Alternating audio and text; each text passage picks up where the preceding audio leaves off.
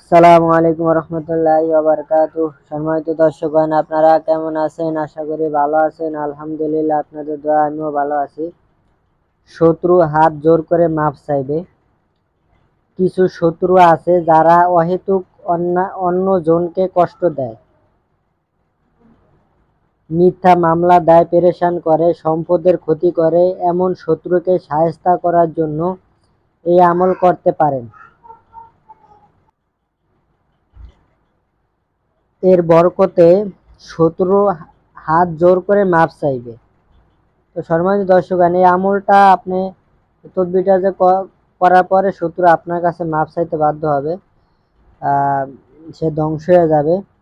আপনারা যারা এই ভিডিওটা দেখতেছেন, এই তদবিরের অনুমতি পেতে হলে ভিডিওতে একটা লাইক করে দিবেন, অন্য ভাইদের উপকারের জন্য শেয়ার করে দিবেন, কমেন্টে বলবেন আমি অনুমতি চাই, তাহলে অনুমতি দিয়ে দিব। তো সম্মানিত দর্শকগণ, মাটি বা নরম মোম দিয়ে, পবিত্র মাটি অথবা নরম মোম দিয়ে শত্রু চেহারা কল্পনা করে শত্রুর মতো করে একটি মূর্তি বানাবেন। শত্রুর হাত পাও চোখ এরকম করে একটা মূর্তি বানাবেন, পুতুল বানাবেন। ঠিক আছে?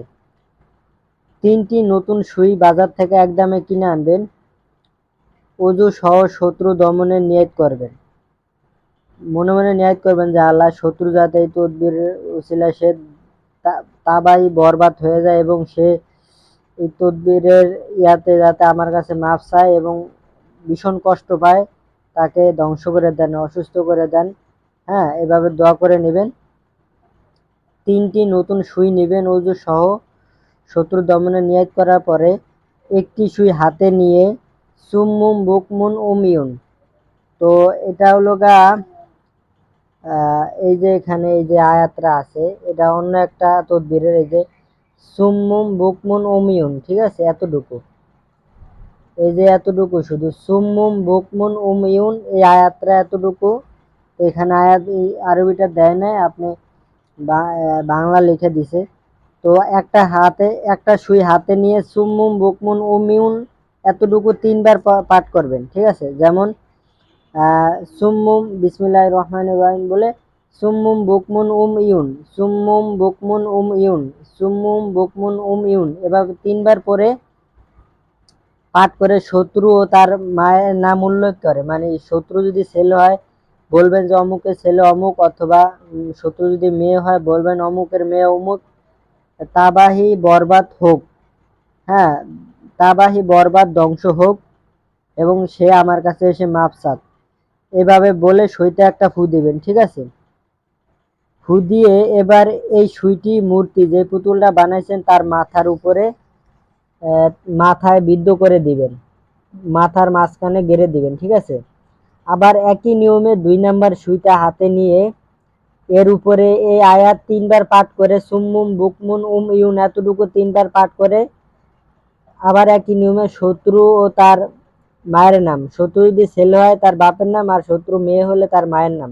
ঠিক আছে? বলবেন যে অমুকের ছেলে অমুক অথবা অমুকের মেয়ে অমুক, তাবাই হোক, ধ্বংস হোক, বরবাদ হোক। এভাবে বলে আবার 2 নাম্বার সুইতে ফু দিবেন। ঠিক আছে?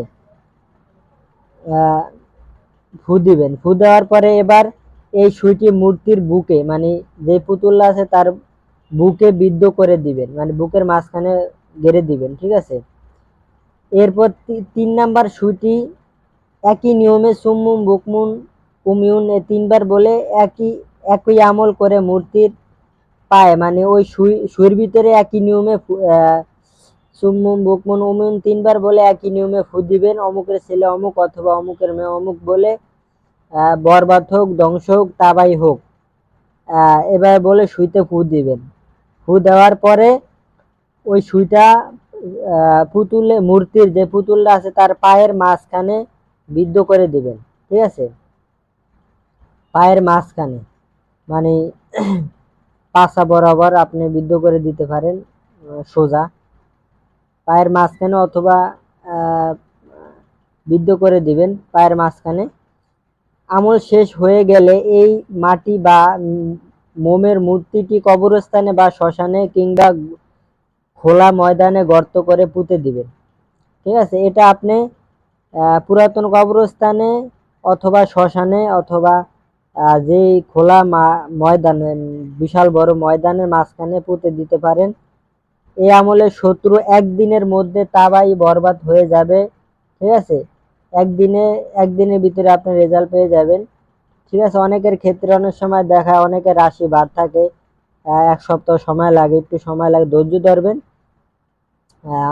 কারোটা তাড়াতাড়ি হয়ে যায়, কারোটা একটু লেট হয়, কারোটা 1 সপ্তাহ 2 সপ্তাহ 3 সপ্তাহ এরকম লাগতে পারে। তো ধৈর্য হারা হবেন না, তো অসৎ উদ্দেশ্যে আমল করবেন না।